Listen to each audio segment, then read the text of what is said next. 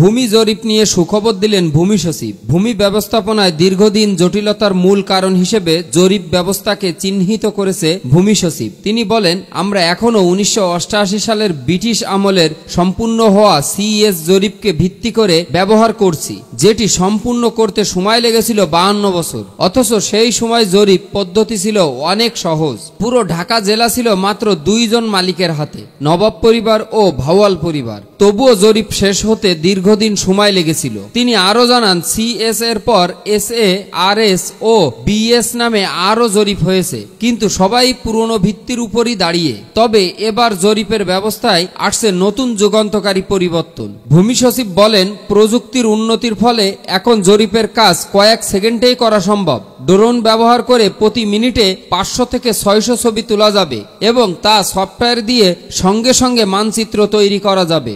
এই আধুনিক জরিপ কার্যক্রমে সহযোগিতার জন্য দক্ষিণ কোরিয়া সম্মতি দিয়েছে। তিনি জানান, দক্ষিণ কোরিয়া এই প্রকল্পে 800 থেকে 900 মিলিয়ন মার্কিন ডলার সহায়তা দেবে, যা প্রাথমিক পর্যায়ে সম্পূর্ণ বিনা খরচে দেওয়া হবে। এছাড়া 28 বছরের গ্রেস পিরিয়ড থাকছে, যা বাংলাদেশের জন্য একটি বিরাট সুযোগ হিসেবে দেখছেন সংশ্লিষ্টরা। ভূমি সচিব আশাবাদ ব্যক্ত করে বলেন, আগে যেখানে জরিপে অর্ধ শতাব্দী লাগত, এখন তা সম্পূর্ণ হবে মুহূর্তেই। প্রযুক্তি নির্ভর এই উদ্যোগ ভূমি ব্যবস্থাপনার সচ্ছলতা ও গতিশীলতা নিশ্চিত করবে। ভূমি জরিপ নিয়ে সুখবর দিলেন ভূমি সচিব। ভূমি ব্যবস্থাপনায় দীর্ঘদিন জটিলতার মূল কারণ হিসেবে জরিপ ব্যবস্থাকে চিহ্নিত করেছে ভূমি সচিব। তিনি বলেন, আমরা এখনও 1988 সালের ব্রিটিশ আমলের সম্পূর্ণ হওয়া সিএস জরিপকে ভিত্তি করে ব্যবহার করছি, যেটি সম্পূর্ণ করতে সময় লেগেছিল 52 বছর। অথচ সেই সময় জরিপ পদ্ধতি ছিল অনেক সহজ। পুরো ঢাকা জেলা ছিল মাত্র 2 জন মালিকের হাতে,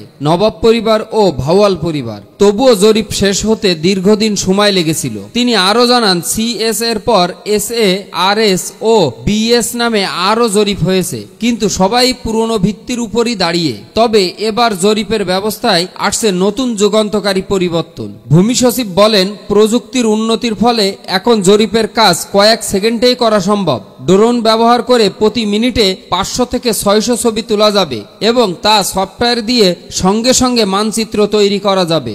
এই আধুনিক জরিপ কার্যক্রমে সহযোগিতার জন্য দক্ষিণ কোরিয়া সম্মতি দিয়েছে। তিনি জানান, দক্ষিণ কোরিয়া এই প্রকল্পে 800 থেকে 900 মিলিয়ন মার্কিন ডলার সহায়তা দেবে, যা প্রাথমিক পর্যায়ে সম্পূর্ণ বিনা খরচে দেওয়া হবে। এছাড়া 28 বছরের গ্রেস পিরিয়ড থাকছে, যা বাংলাদেশের জন্য একটি বিরাট সুযোগ হিসেবে দেখছেন সংশ্লিষ্টরা। ভূমি সচিব আশাবাদ ব্যক্ত করে বলেন, আগে যেখানে জরিপে অর্ধ শতাব্দী লাগত, এখন তা সম্পূর্ণ হবে মুহূর্তেই। প্রযুক্তি নির্ভর এই উদ্যোগ ভূমি ব্যবস্থাপনার